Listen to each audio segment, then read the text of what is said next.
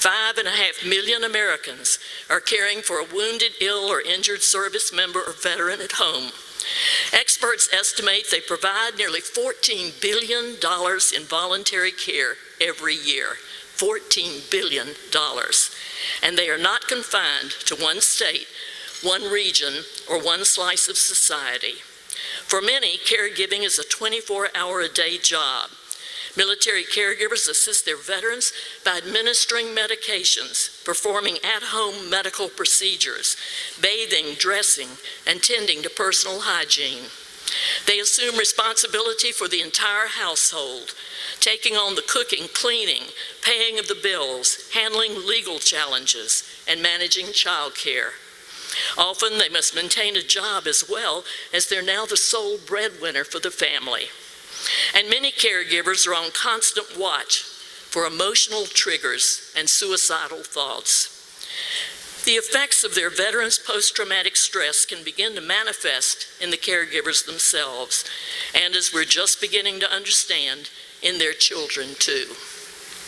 Worsening their dilemma is the fact that many of these caregivers carry out their duties in complete isolation with no formal support network. This is critical for us to remember today. We are spouses, significant others, siblings, parents, children, and friends of our veterans. All our stories are different, and yet all our stories are the same. Had I not had the opportunity to connect with other caregivers, there's a very real possibility that I wouldn't be here today. I cannot stress enough the importance of reaching out to caregivers to let them know about internet and social media groups such as hiddenheroes.org and the Hidden Heroes Caregiver Community online peer support network. You can't be a healthy caregiver in isolation. You just can't. The preamble of the Constitution begins with a familiar phrase, we the people of the United States of America, in order to form a more perfect union.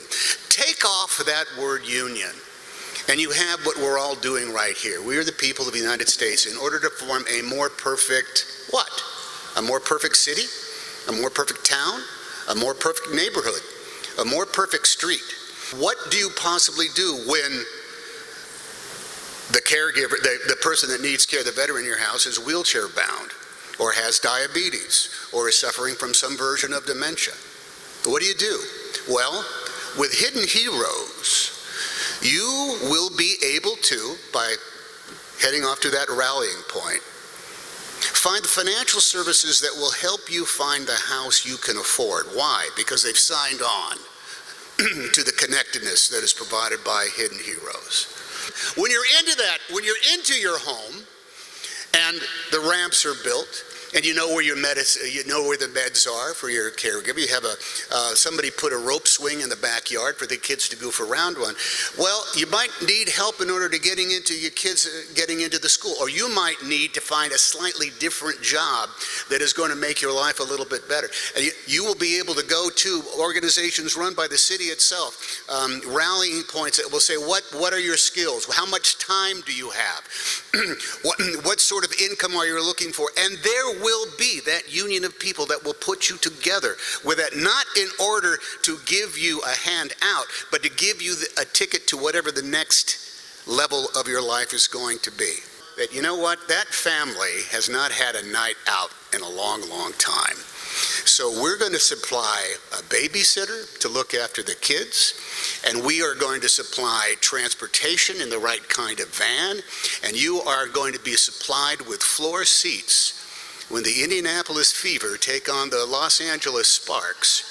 And they'll probably mop the floor up with them, I'm guessing. It'll probably be a big victory. Or anything else that goes on to your city, not so that you're getting something that you don't deserve, just that you're being treated like a regular citizen of your town. I think that is what this Elizabeth Dole has started.